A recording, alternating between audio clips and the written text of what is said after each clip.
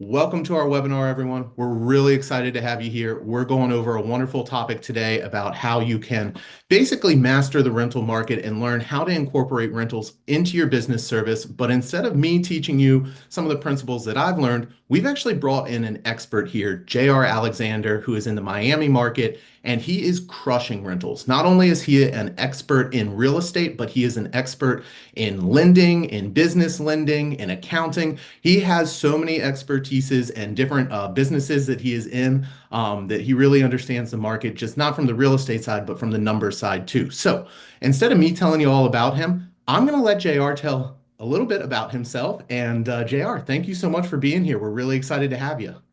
Awesome. Thank you, Ben. I'm J.R. Alexandre. I'm Haitian American. I've been in sales for about 24 years, real estate 11 years this year.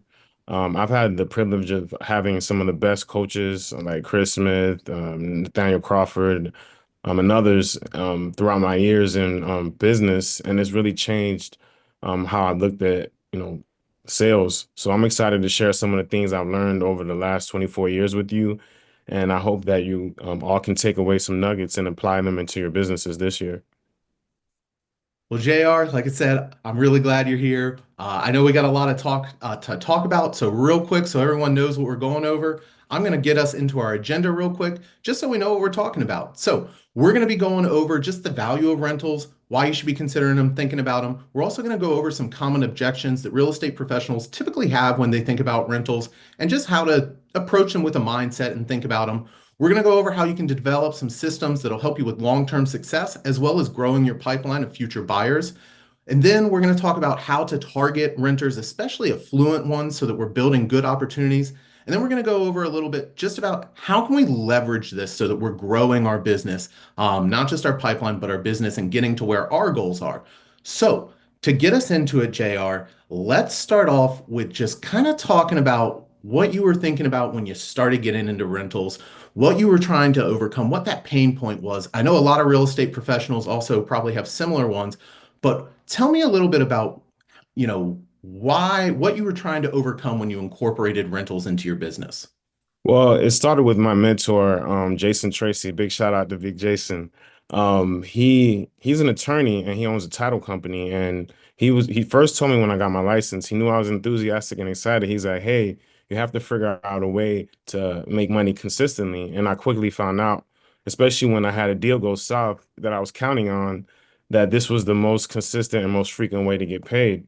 And that's the biggest challenge for agents, right? We get paid in arrears. You've done something today, but you don't get paid for, especially now with what the stats are showing for like 60 days is what the average listing is selling for. So you're talking about 5 years ago, we were selling houses so fast, it was like, magic, right? But now, the market has corrected and the motivations have shifted.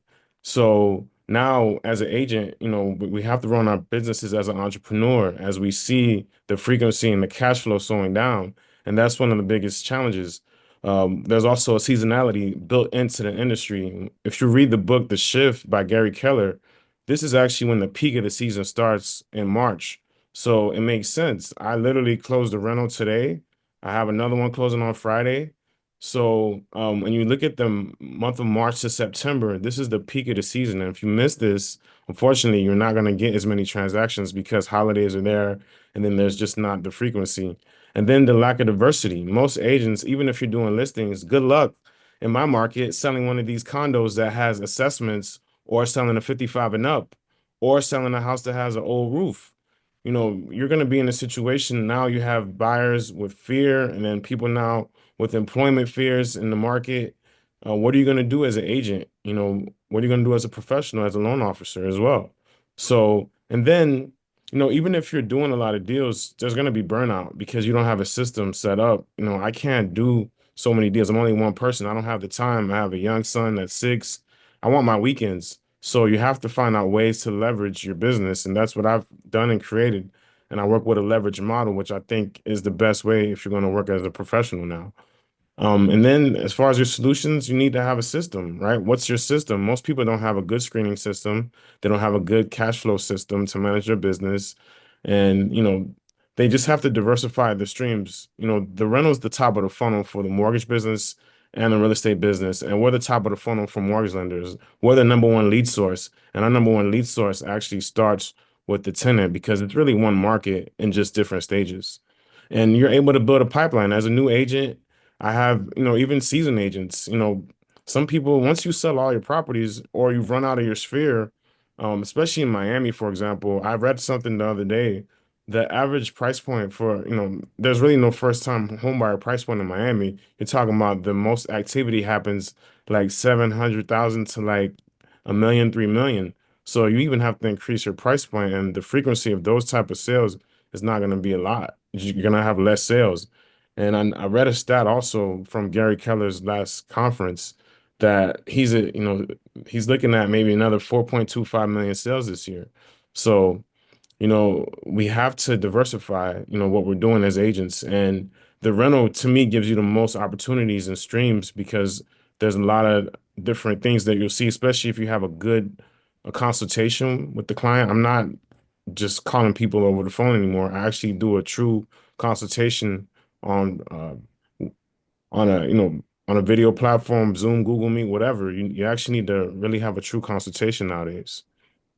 I love it. I love it. Well, first off, congratulations on ABC. Always be closing two deals Wednesday through Friday. So that's really good news. But I also Yeah. really love how you're just talking about it as top of the funnel. I feel like some people don't realize how rentals play into that funnel area. So I really appreciate you just kind of pointing that out and making it clear how it feeds all the way through to the bottom for us. So looking at the data though, can you tell me some of the agent trends or changes in the inventory that you're seeing that also just kind of supported the case for needing to look at rentals? Yeah, so there's everybody's an agent in Miami. You have your mom, your cousin. So the families are full of realtors. So there's a lot of competition, and there's especially good inventory. There's not enough good inventory to go around. Even though there's some stuff that's sitting on the market, it's not desirable for a lot of buyers. So there's a lot of realtors versus like the inventory, and you see that here in the chart. And this was, from 2003, there was like 1.56 million realtors, and the inventory is in the blue. So there's a situation where you're going to see that 71% of agents didn't sell a home. Part of it's inventory reasons, part of it's part-time agents, part of it's skill set. But it doesn't mean that you can't make money because we're entrepreneurs, we're in business for revenue. So it doesn't matter. I think agents are programmed to only think, oh, it's just a rental. I don't do those, this or that. But at the end of the day, when you need money, you need cash flow. Listings don't matter if they don't sell. Listings, yeah, you got a listing, but if it doesn't sell, there's a meaning thing. At the end of the day, what matters is the revenue. That's the bottom line. So this is a big chart right here. So I noticed during the pandemic, there was a new community. I like new construction a lot. I thought this community was new construction. It's called Nuvo. And Nuvo is one of the first like built for rent new construction communities. And they have townhomes and single family homes. So in markets like Texas, Florida, Arizona, it's gone crazy, Georgia too. So now you're seeing a lot of people, and the developers are really the same developers building new construction for sale and for rent. They know the data, but many agents do not know this and are not aware of this. So they know this. So they have a competitive advantage. So they're building the product because they understand the millennials, which are the highest it's ever been for a first time buyer. They're 38. These people now have families. They don't want that apartment life anymore. They have pets. They want, the room for the pets to run. So they want something that's bigger and they have more space. And with COVID, you don't want to be around a lot of people sometimes, right? So maybe you want your own private space. So that created a need in the industry, and that's where you see this new build for rent come up, and it's gonna take off even more this year. Looking at some of the trends for renters, not so much agents and inventory now, what are you seeing relating, just in the growth of renters in the market? Oh man, it's grown exponentially. In some markets, you're seeing up to 60% of people are renters. So this is the biggest pool in Target. There's actually not enough realtors to help this volume of people. We're targeting maybe, I told you earlier, 4 million, 250,000, sales. That, there's enough there, but again, if you don't have the systems in place to generate the leads and you're not top of funnel, you're gonna miss them between the times I told you of March to September. So there's a lot of opportunity and you'll build the cash flow, especially with this volume. I told someone the other day, I'm like, think about it. Based on the volume, if you could sell, 4 million homes at $10,000 a home, but if I'm even at $1,000 at 113 million people, I still beat you. The math is the math. You can't dispute the math. And here's the secret right here. When I saw this, this was a game changer. This I saw through Rental Beast's resources. So this stat, I just did the math. I'm like, okay, there's 113 million renters. 50% of them will really buy. So why aren't they buying? They don't have the credit or they don't have the down payment assistance. If I solve those two things, my chances of converting a buyer now are 66%.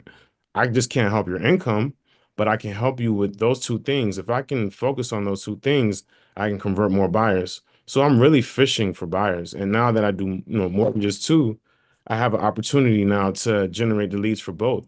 So that's a game changer, knowing this data, because I know, especially in my market where people sold high 3 years ago and now they're renting and they're sitting on cash and waiting and they can't find something to buy.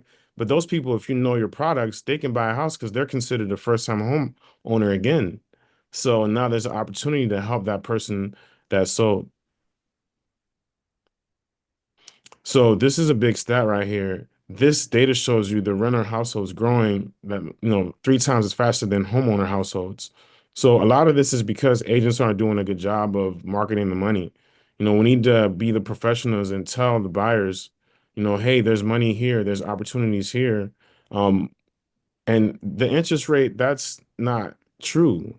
I have clients that have closed homes in the last couple of years under 5%. I saw an ad in my email the other day from a new construction company that was doing 3%, and they weren't doing a 3-2-1 buy down. It was 3%. So there's a lot of bad news out there, and we as professionals need to be the information brokers, telling the buyers that there's opportunities there, and it's not 7% or 6% like it is roughly around today. There's opportunities and builders have noticed this, and they've taken advantage of it, and they're the ones that are doing the best in the market. And here's another, pro tip. People who live in luxury apartments, they're not going to do an old resale. They like new stuff because they're spoiled. So they're most likely going to buy new construction. It's the same builders. For example, one of my favorite properties in Atlanta is called Momentum Midtown. It's Toll Brothers. Toll Brothers builds properties. I didn't know that Toll Brothers did apartments too. So there's an opportunity now to speak to that same renter within a year or two. And most renters, they're only going to rent between 1 to 3 years if you have them in your funnel. I love it. I love it. So obviously the rental population is continuing to grow. Corporations are adjusting for it too with how they're building and creating, value ladders for themselves to ascend renters to buyers. But as you look at it more granularly, what are some of the main shifts that are sticking out in the sense of what renters are doing, like what their behavior is and what's happening within the market for renters? Well, as you'll see in the last few years, the population is growing for those that are finishing college, they're moving out, and the newly formed households, they're mostly focusing on that because that's what they're seeing. Now, here's a funny thing. There's one of my properties that I know about in Pompano Beach, for example. They're converting to um, basically there's condo conversions happening because there's a shortage of product. So some of these same properties are converting, and some of the people who are staying in those properties may end up being an owner of it. So they're giving them first right of refusal to actually buy it. So now there's a huge opportunity. So, but it's funny because now the developers understand this at a high level, and they base their decisions on data. And as professionals, we need to. That's why I made sure that we saw these slides. So it's not emotional. It's based on facts and data. I love it. I love it. So this is my favorite slide. This is why I do it. This is the cheat code, guys. I already know that prices for someone to buy a house they're going to be within that 700, 800, 900,000 range, right? So, especially for the Miami market, for example. So for me, I'm targeting those affluent renters. That number is growing exponentially over every single price point. So that automatically means most of the properties that are luxury apartments, their price range is $2,000 to $3,000 a month. That's what that is. That's 3 times the rent. And at 150 or over, you're higher than that. So based on that math, I already know the type of properties you're looking at based on the math. So I just reverse engineer the buyer and the client.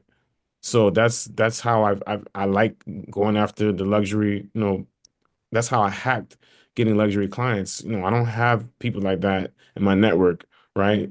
So organically, I didn't have those clients. I manufactured it. And, what was special is I have partners that are in Texas. Nick, for example, is one of my agents that I work with. He's in Dallas.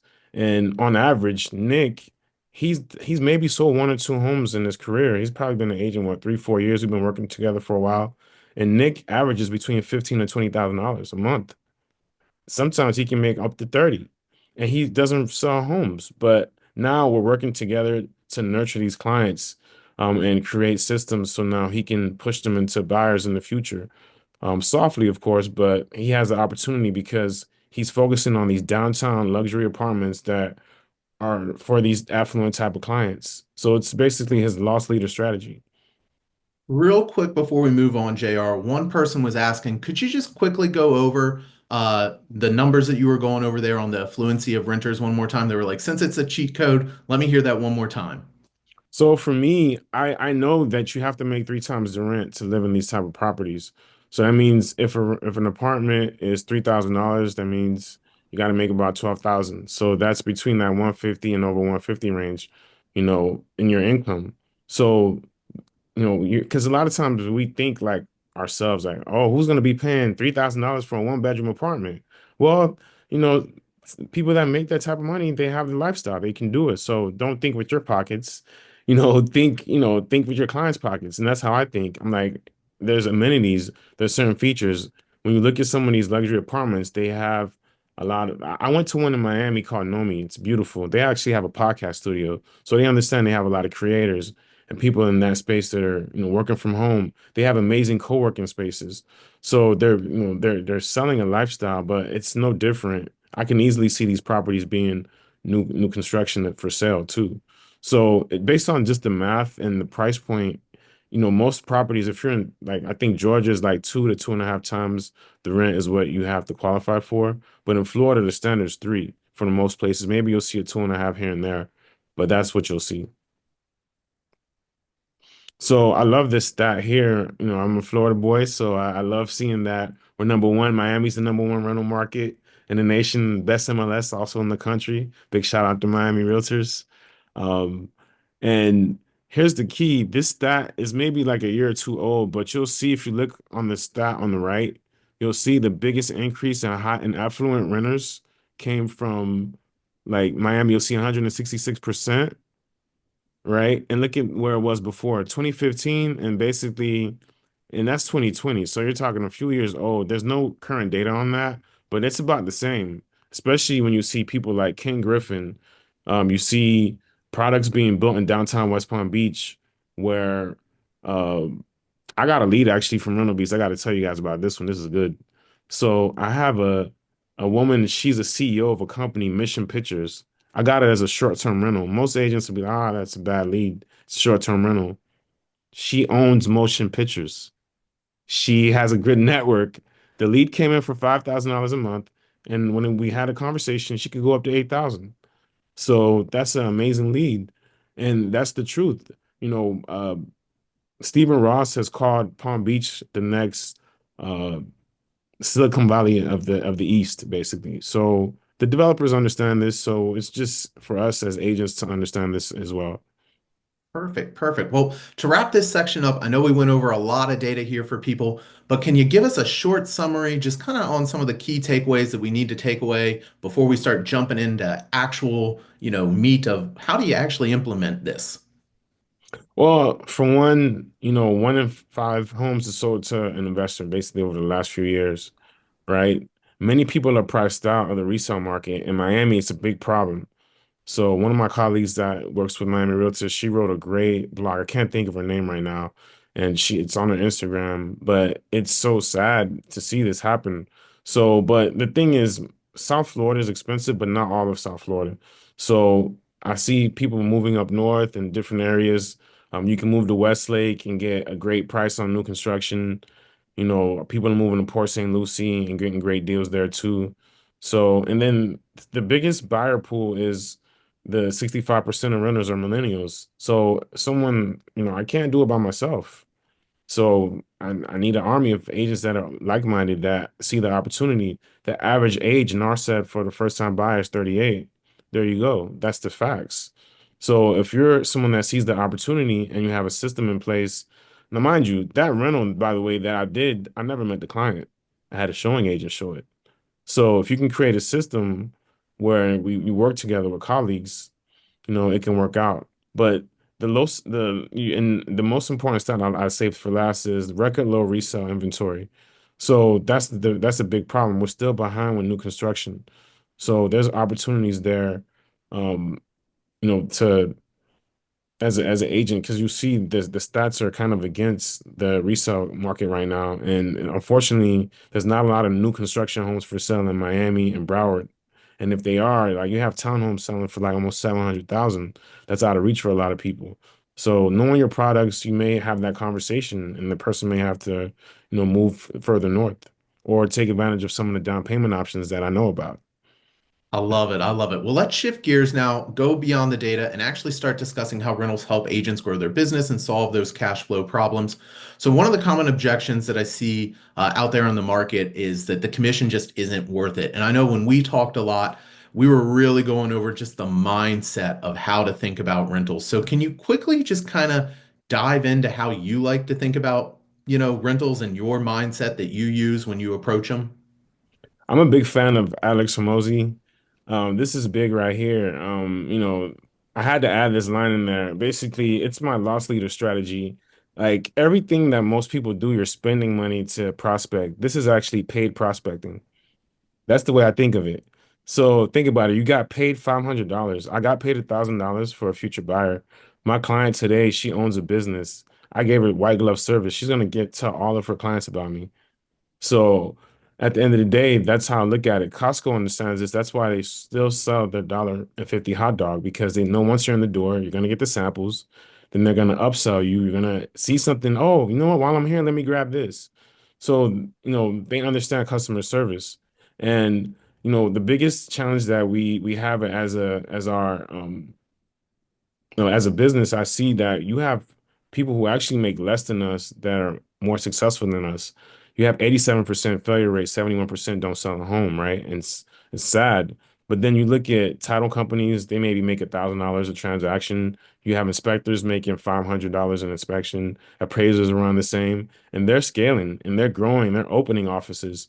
So it's kind of like this is weird, right? And we're getting paid probably the most in the industry, especially when you do like some upper luxury new construction.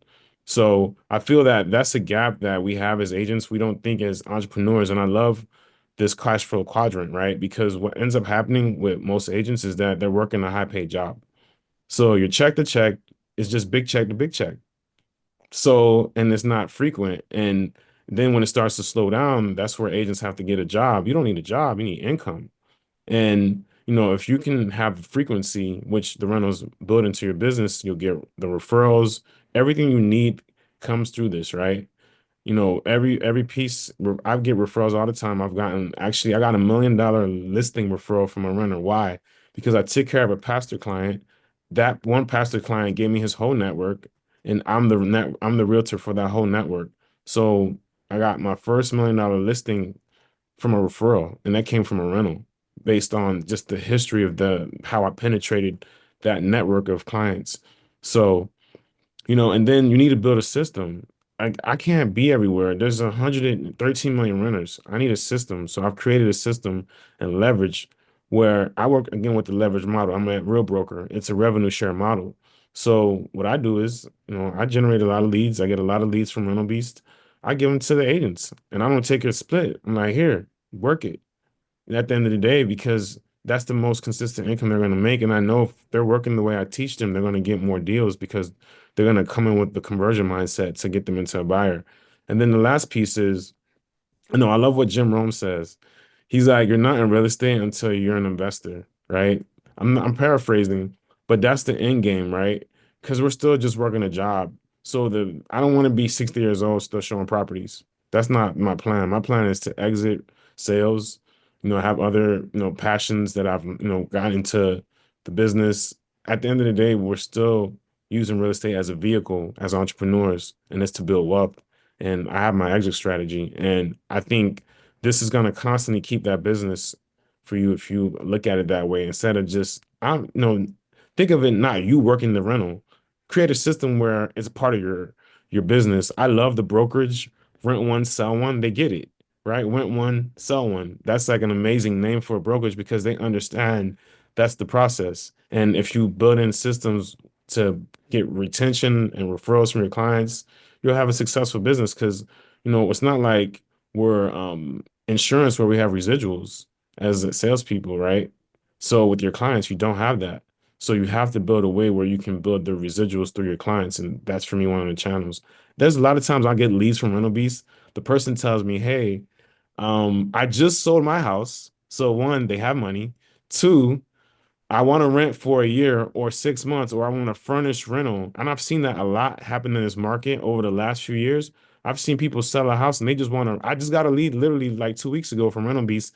The lady's like, "Hey, we just sold our house. We just want to rent for like 6 or 7 months, and then we're going to buy something again." And it was like, it's a no-brainer, but why is the listing agent not working with that person? That bothers me, right? Because it's like, you should never let your client come to me. Well, oh well, your loss, my gain. And she's not going to leave my ecosystem because I want to make sure it's nurtured the right way. I love it. I love how you talk about the importance of nurturing them and getting to that investor status. I know also when we were talking, obviously we've mentioned having a system a lot. And I know for you, you mentioned having a system focused on customer ascension was a huge, component for you. Can you talk about why that's so vital and how it helps avoid that cash flow problem that we've talked about? Yeah, so I read the book Boss Moves by Myron Golden. If you guys haven't seen him, he's an amazing speaker. I follow a lot of his principles. I'm a believer, so that's a big thing. God's a big part of my business. One of my favorite, things that I apply in my business is faithful over few, right? If I'm faithful over these rental clients, I have the same enthusiasm for a renter that I do $1 million buyer. It's no different, right? Because I serve with excellence. So I'm serving my clients. The paycheck's a bonus, right? So for me, the renter, it's a pleasure to work with you. There's many times uh, the renter has given me referrals more than the buyer or the seller. So this is the formula that Myron Golden, created, and I just applied it to real estate. I'm the first person, I'll say it, to apply it. I spoke for Rental Beast last year and mentioned it as well. And the biggest problems that agents have is they're not generating enough leads. Number one, the whole business is lead generation. And if you read the book, The Shift, I highly recommend you guys read that book. It talks about that because we're in one of those buyer markets where there's going to be less sales.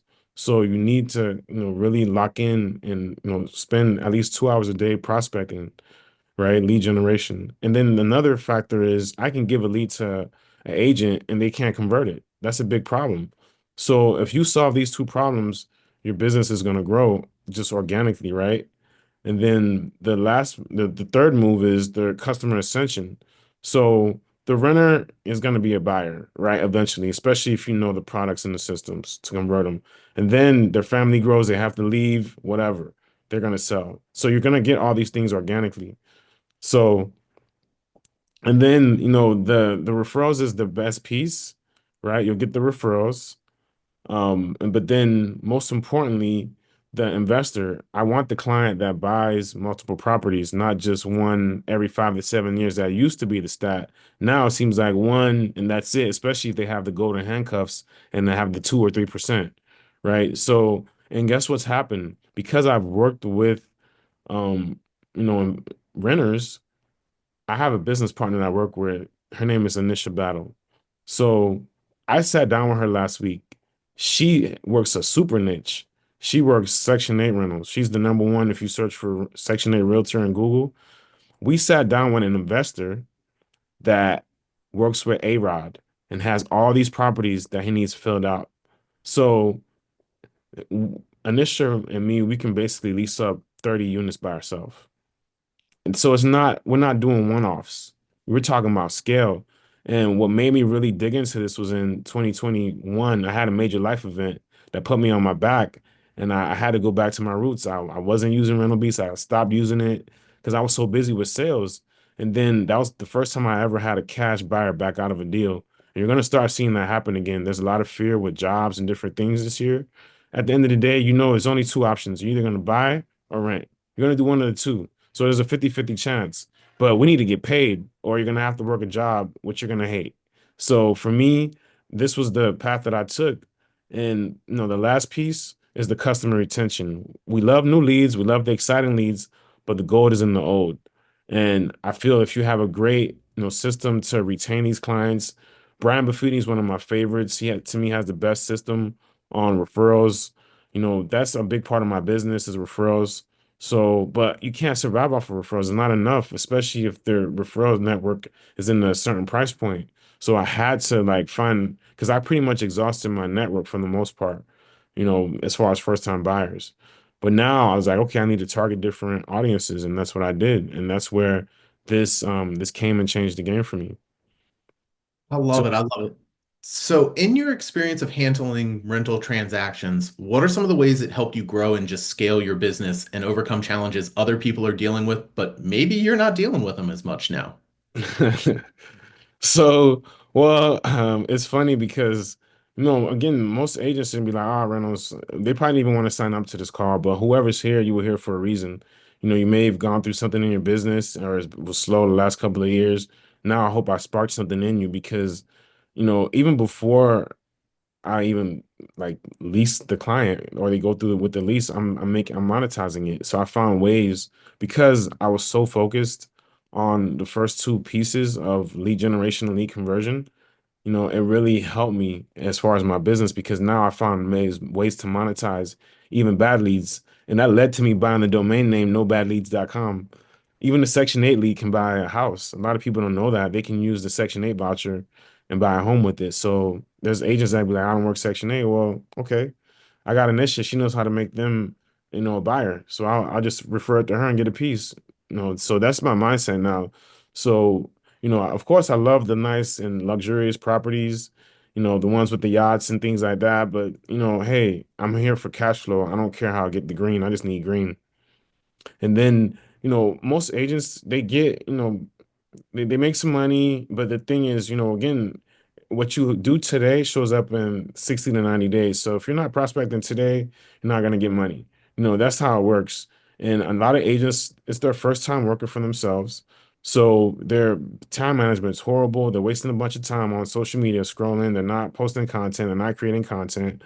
You know, and systems, poor systems also includes, you know, not just time management, but cash flow systems, right? You know, because in this type of industry, you know, there's a seasonality built in. I told you the peak months, and you know, I kind of knew it. I saw the pattern myself, but then when I saw the data, it really made me put in a buffer into my business where, you know I just got to get through these months, and then here comes the sales, right? So, and then stop upscaling and plateau. I invested in myself. That's how I found out about Rental Beast. I went to Miami Realtors, again, shout out to them for having an amazing event every year, Rock the Market. I went to Rock the Market. I went to one of the booths and you know, I spoke to John Sweeney at the time when he worked here, and it changed my life. And now you know, I've met some amazing clients through this platform. So to me, you know, these are the things that you have to do. And I love what my mentor said. Nate, the money's in the hustle, right? You know, he specializes in luxury new construction. So it's true. So, you know, at the end of the day, if you're not getting quality appointments, you're not getting executed contracts, there's no commission. That's it. You know, you have to get, you know, quality appointments and executed contracts. And the goal for every agent, I'm like, hey, just target 3 to 5 a week. 3 to 5 a week keeps the bill collectors away. If you can do that, you'll be fine. So, you know, that's where I see, you know, the opportunities for agents. You know, just if you focus on these things and look at it from running a business, right? Walmart doesn't say, I don't sell gum, it's below me, it's beneath me, you know, but you see, you know, agents like, oh, I don't do this. Well, there's a system to leverage it out and outsource it. You don't have to do it, but you can still receive the benefit from it. Why? Because we're licensed and we can get commissions being licensed. That's the great thing about being a realtor. You don't have to go show the house. You don't have to open the door. And another thing, what I love about the luxury apartments, the one I got paid for today, I didn't even show it. If you build relationships, there's times where, you know, they know you're busy. I get mailbox money from the luxury apartments all the time. So that's another thing. And, when I was going through that situation in 2021, 2022, I'm sitting here in this group and I see this, one of my other partners, Angela Charles, shout out to her. She had a month where she did like 100K in rentals.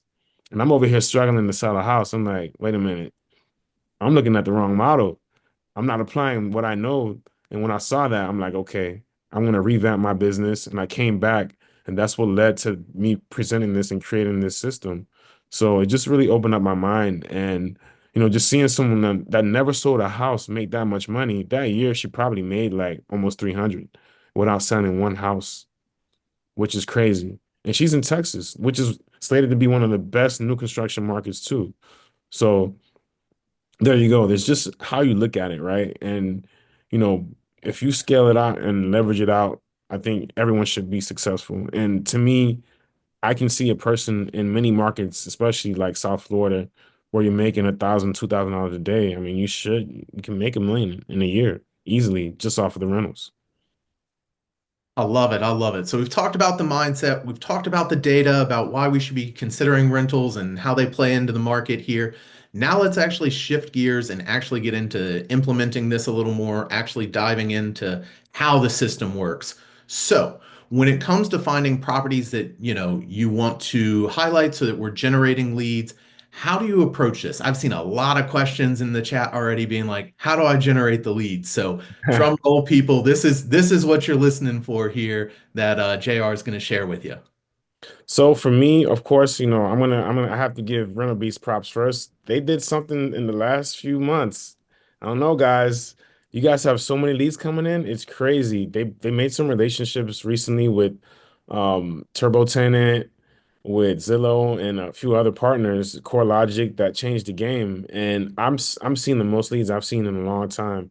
So I'm excited about what I've seen happening.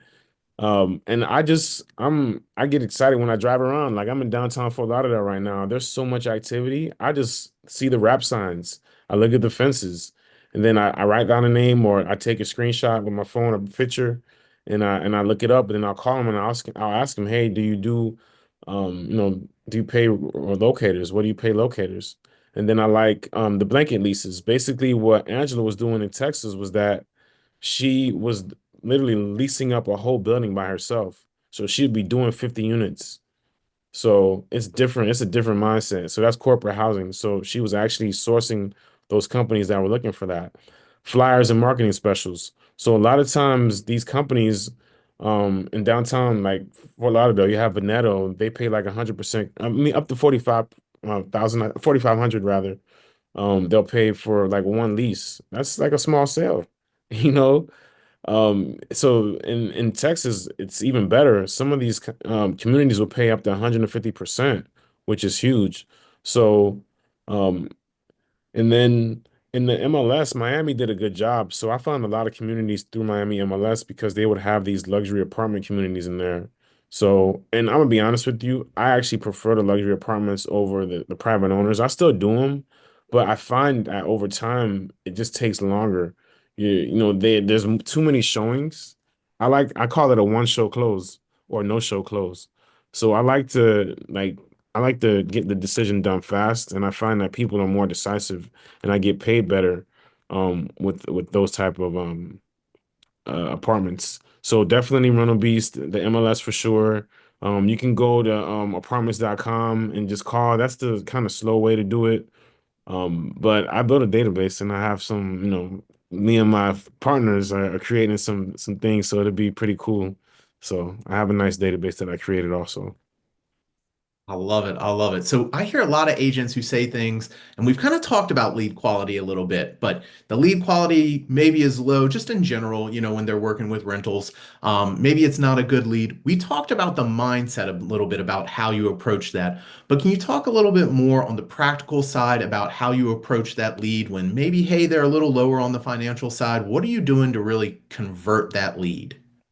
So that person, to me, the only bad leads is a person that doesn't have a good work history. If you haven't worked, for 2 years, you don't have taxes, you know, maybe you can do a bank statement loan. possibly. But to me, a bad lead is that person that doesn't have good work history. If it's just credit or down payment, I can take care of that. That's easy. So I know those are problems and the challenges that I have. So now I increase my odds again by 66% because I can solve those two problems. So as a professional, you need to have a working knowledge of credit. You need to have a working knowledge of how mortgages work. And to be honest with you, you're really taking a mortgage application when for some of these, especially if it's like a workforce housing unit or if it's just a private owner, they're asking for taxes, bank statements. You pretty much have a loan. It's the same thing. So based on that math, you know what a person can afford to buy because you have a working knowledge of mortgage and those other things. So for me, it's not that hard to convert that person and have the conversation. The only barrier will be their work history or the timeline. If they need to move within 30 days, it might not work because a lot of the programs might need 45, 60 days if it's down payment assistance. But, if it's Divvy, it might work faster because Divvy will pay the house cash. So, understanding those things to me are the difference. So, and if it's a Section 8 lead, they can buy a house just to see how bad it is, right? And guess what? If the person has a background issue, the mortgage company is not looking at their background unless they did fraud or something. So, you know, they can buy a house. So these are the different conversations that you have. So I try to make the way my mind is built, I make problems I find a solution quickly and I'm like, okay, that's not a bad thing. Okay, what else? That's how I work. And I'm like, well, there's a solution for that. And let's do this. These are your options. So I always try to look for, and we're the consultants. I'm not just a salesperson. I don't like that word. I'm your advisor. I'm your consultant. Let's see what we can do to find our solution for you. And that's what we get paid the big bucks for. I love it, JR. That's a great way to just think about it. And I just have always loved your mindset and your energy when you talk about how do we help them? How do we help them get to their goals? Like it's a much more personal approach in the sense of how you look at it. And instead of looking at our leads as an ATM, I call it, and a money machine kind of thing. And it's like, yes, we're focused on making money, but there's more to it than that. And I think when you stay central to how can I actually help this person, that's when we start moving the needle and really making those relationships that you talk about. Yeah, and Ben, here's the thing. I've met so many like I'm talking about big time CEOs, people I've been to their houses, and these came from like the most undesirable leads. The low $400 seasonal rental that people would think is a horrible lead. But I met like the founder of this company, Garda, one of the top security companies in the world. I've been to his house, Stefan Kretcher. I've been to his house a bunch of times. So, to me, and I just told you about the woman that is the founder of this Mission Pictures, that I got from the other day. So it's to me, I don't that's not a bad lead. So I think it's just a mindset thing. And if we can, and we don't know who the person knows. I've had it where the niece of the big time attorney was my tenant, but she saw how I treated her. I didn't know her aunt was gonna come on the showing. Her aunt saw how I treated her and was like, you know what, we're gonna call you when we're ready. So, and then guess what? I've even had landlords on the other side of the transaction want me to be their realtor to buy other properties because they saw the quality of tenants that I brought them and how I celebrated the client. It's not a different, there's no difference. Me and my friend Nicole had a conversation today. We're like, I celebrate everyone with the same enthusiasm, right? Flowers, standard if it's a woman client, gift card always. Renter or sale, you have to give the same experience, right? It's a big deal. Packing is packing. I don't care if you're packing from a house that you own or rent. It's annoying for both. So why not make it something that's special for that person? And especially when people are relocating, that's a big deal. And I feel like being that first impression that we make, because think about it, you get someone that worked with you from college, they get married, they have kids, and then now you're the family realtor, and that's easy to like continue the cycle. But the industry teaches and we're programmed only go after expires, only call the FISBOs, right? But there's a whole piece that's missing, and there's more people in the funnel.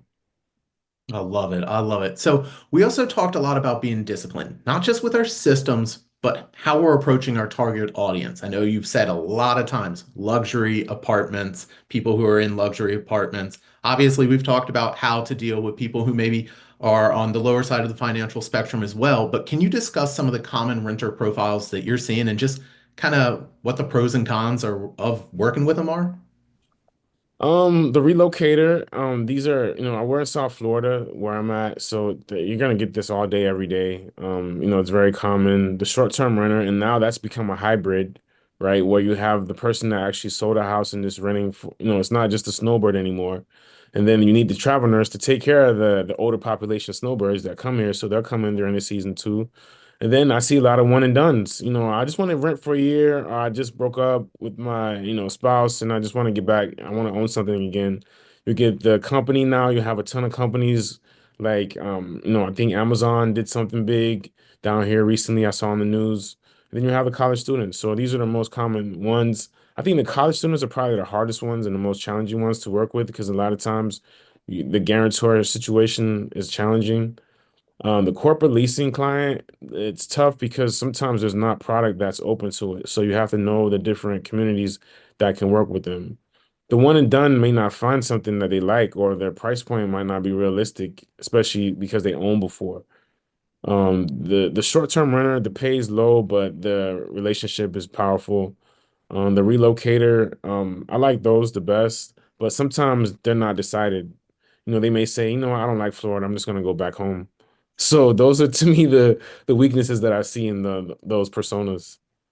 That's amazing. That's amazing. So we've gone through how to generate leads, convert them, what our mindset needs to be. Let's actually shift into now talking about what do I as an agent need to focus on right now if I want to, start implementing rentals and be successful. So for people just starting to add rentals as a business service, what do you believe they need to just kind of do or learn so that they're positioned to be successful?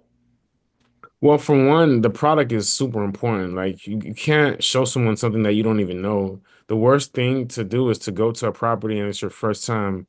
You don't know anything about it. The thing that I do love is much like new construction, luxury apartments, they do all the work. It's like the hack. They do everything for you. They write the contract. You just have to basically, it's called escort the client to the property. But you still need to be familiar. You need to know how are the closets? How are the views? How's the traffic? Does the train come by at a certain time, right? Or is there, different things, right? So, and the product is more than just the communities. The product also means, is there like dockage available, right, at the property? Lifestyle, very important. You need to know, and especially in my market, there's a community, Sunrise Harbor. You can't have a yacht there unless it's 100 feet or foot. So, these things, are pretty, you have to know, right? What are the restaurants? Because you're the tour guide, right? You're the expert. So these give you value, especially in a day now where you have to justify your commission. So these things apply to both business models, right? New construction and leasing. So the school district is very important. I have clients that only want their kids to be in certain, private schools or charter schools or public schools. So I actually have searches saved from years just because I know these schools already. So I have them saved because I know the same people are going to come because they want their child to go to Oxbridge or one of these other schools in Miami that's you know so and then I actually ask Janice all the time, hey, what zip codes are you guys getting the most leads on Rental Beast? So I actually prospect that way. And I also know the zip codes where all the, affluent buyers and renters are going to live. And again, you have a big population of people that sold their home and literally are sitting. I have a client right now that's paying $10,000 a month for rent. They can't find the house that they want in Fort Lauderdale. So, but I'm nurturing them because I know they're going to be $1 million buyer because they're paying $10,000 a month for rent. So, and then you have to know the portfolio products, and those are like the down payment assistance programs, the the interest rates that the new construction communities are offering right now, right? And then the other creative financing products. If someone's self-employed, what are their portfolio products that are available to them? Because they're gonna need bank statements, right? They can do bank statements. They don't probably do their taxes. So you understand this, right? So these are all the conversations that you have, and you can see how it's easy to transition and have this as a piece and be a hybrid agent where now you're basically a loan officer and a realtor, which is what I'm doing now. I love it. I love it. You mentioned a few times helping people with down payment and credit score. You just were mentioning it here in this answer a little bit of how we're working with them. Can you actually discuss a few of those creative financing options or portfolio products that you're focused on learning or that you've already learned that you really like that you're like, hey, you've got to look into this maybe? Yeah, so I like lease purchases because there's a lot of inventory on the MLS. If you search, I actually have several searches like that. And owner financing, I love that. Those are probably my two favorites. Some of these programs, they're there. I have to educate you on them, but I'm not a fan. Some of them can be predatory. I'm not a NICA fan, sorry. I'm just not a big fan of it. I think you're better off using down payment assistance. It's just going to give you a better experience, right? And these are just some other programs because some people don't think they have down payment assistance in their state. There's over 2,000 programs nationally that offer this. So there's a big opportunities there, right? And then you have I like Pathway and Divvy. Pathway is actually based in some markets. It's not down here in South Florida yet. It's in like Orlando, Tampa, it's in Atlanta, and a few other states. So, and this is crazy. This company basically buys new construction rentals. You'll get a $2,000 commission, but they're perfect for someone that doesn't want to do the apartment route. Divvy Home Partners was amazing, but that program got shut down, unfortunately. That was one of my favorites. But these are some of the best ones that I would say will be the best programs that are there. Landis and Dream America, Divvy, I prefer down payment assistance over those programs. That's like a last resort option because they make up the difference and kind of overcharge on the rent. So I don't want to put my clients in a predatory situation. So I prefer down payment assistance because it's to me better. Perfect, perfect. Well, JR. Oh, we got to talk about that pro tip. This is a secret, Okay. Yep. guys. Yep. Yeah. This Yeah. right here, I Yeah. forgot. This right here is a game changer.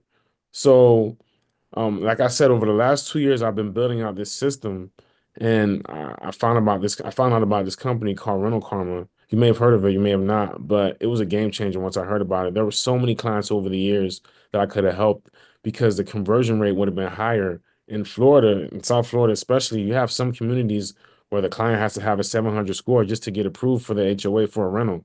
So, and then obviously, I want to give you the best interest rates, especially in a situation where there's a higher rate. This product, within like 3 days, based on how organized the client is, they report the rent and it gets backdated to the client. So you're talking about if someone was renting for, he said the longest they backdated rent for someone was like 30 years. They backdated the rent. So it's a trade line on your credit score. So for some people, the average is about 40-point increase, and people with a lower score based on their, the rental history would be about like 100-point increase. So you're talking about it's a game changer for a person to be able to do that. So to me, when I found out about that, I'm like, I'm gonna be able to convert way more buyers. And a top secret thing that's gonna happen, it was supposed to happen this year, but next year, hopefully, there's gonna be about 33 million people that can become homeowners. Why is that? There's a change in the credit scoring model. From most agents were like, you know, Credit Karma is not accurate, but it actually is. They have the most current scoring model. So a lot of the mortgage companies are going to upgrade to Advantage 4.0 or some of the other different scoring models.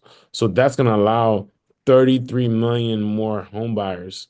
But again, you have to know the down payment options because once you get their credit fixed, they might not have the down payment now because, you're looking at the stats, credit cards at an all-time high, late payments are on an all-time high. So, but just understanding these things, if you could save your clients some money, especially because insurance, that's another thing that, I didn't know when I was as an agent. I didn't know at first that even for your homeowner's insurance, that they're looking at your credit score. So I was like, whoa, that's crazy. So now you're putting your client in the best position, especially in states like Florida, Texas, New Orleans, which have natural disasters. Now California, that's super important to position your clients like that. So that's just a little pro tip. I love it. I love it. Well, JR, a wealth of information here on helping people understand how to mentally approach rentals, how to actually start approaching them, and what they need to know to actually overcome these credit and down payment problems. I really appreciate you taking time to just talk with us here, and thank you so much for being here, and just sharing your knowledge with us. And I love the love that you're giving to Rental Beast too. We definitely appreciate that from you. So real quick, we're going to go over a few next steps for everyone so that you guys know how can I actually start taking off here with rentals. And then we're going to open it up for a few minutes for some Q&A with JR, so that we can get some of those questions that you guys have answered. So few things that we can be doing so that we're actually hitting the ground with momentum coming out of here. First, let's actually start researching our local rental market and creating our target personas, understanding who we're trying to work with. Let's start learning about those DPA programs and credit repair options. Start making relationships with those PM communities and specials. So going on there, looking up luxury apartments, learning who the big players in your game are. Do they have sister communities? Starting to get familiar with them, build those relationships. Let's actually start creating our lead response and qualification process. So when we start generating leads, how are we going to be handling them? How are we moving them through towards conversion and getting, moving them from qualification to conversion? And finally, we got to start marketing properties. And that comes to learning the communities, starting to tour them, getting pictures of them, and then, as JR said, getting assets out there in social media channels and things like that. So, a lot of good next steps here. We're going to move into Q&A, but as I'm waiting for some questions to come in, JR has a master class. And instead of me telling you a little bit about his master class, I'm going to let him spend 60 seconds here while we're letting some of the questions trickle in to just tell you about this exciting opportunity if you really want to just learn this from a 101 basis to becoming an expert. Yeah, so I basically noticed like a lot of problems in the industry over the last years, and I've created a solution. So there, it's some of the information is inaccurate. Just the way that the websites are for the companies and the sources and tools. And I've basically created like systems and things that are, gonna make your job easier, even for the conversion process. Like there's certain scripting and different things that I've used, and there's a whole flow and process now that I screen clients with that will actually allow you to get all the information that you need. And again, if you're licensed in different things and if you're open to making more money and different streams of income, you will because you're basically doing like the best consultation. So I want to share that with people. Again, there's 113 million people. I want to give back. I can't do it alone, and I love to help and coach and partner. I'm always willing to share and give information to people, but I think it's just best to have it all in one place. And I'm busy, so that way I want to give a resource so people can just go back and just um, you know go back and see what I've taught, and I'll make sure it's updated with the latest things. But that's pretty much the pitch. I love it. I love it. So, real quick, I know we talked about this in the sense of Googling luxury apartments, learning the communities, but a lot of the questions that I got in there, and I just wanted to see if you had any additional thoughts on it, are how do you find potential renters? What's your marketing strategy? How do you reach these, targets, especially affluent renters? Can you just kind of dive into this a little bit more and just make sure everyone hears how and what you're doing to approach this? So, I mean, I use Facebook Marketplace a lot. I use Craigslist, but it's not gonna work. I have agents all the time that do it and it doesn't work for them. There's a way you have to have the conversations. There's a strategy, right? That's one thing. That's one resource. I can tell you that. I can share it with you. But then I also you couple it with Rental Beast too, because their platform gives so many different type of leads. And I go and I literally go to the properties myself. And you're not gonna get as many leads with some of these, more affluent properties. Just everyone doesn't make, 150K, 200K a year. That's just not what it is. You're gonna get less leads, but you're gonna get better quality tenants. And these are the people that you want to definitely keep within your sphere and, just take care of them. So there was a couple of other questions. There was a few questions you asked at a time. So I just want to make sure I answered all of them. Yeah, it was just on the process that you go about for lead generation. So I love Yeah, I just mean you're that talking that about that's there. that's one of the things that I do. It's pretty much, I generate leads. I use you guys as a resource. And there's a couple of other strategies that I'm testing. I did one, if you follow me on Instagram, it went viral. And I think that, I basically created something, so I'm going to give the steps and the how I did it. So I want to go over all of that. So, those are some of the things that I'll share. And, definitely if you partner with me, again, you'll get access to me, literally me, Nick, and a couple other partners that I'm working with. We're building something that we know is going to be special because we understand it's the same problems, right? It's always credit issues. A person that has a big dog, maybe they should buy a house. If you have a Rottweiler, just go buy a house, right? Those are like the type of people that I can't help, right? You have a certain aggressive breed, just go buy something.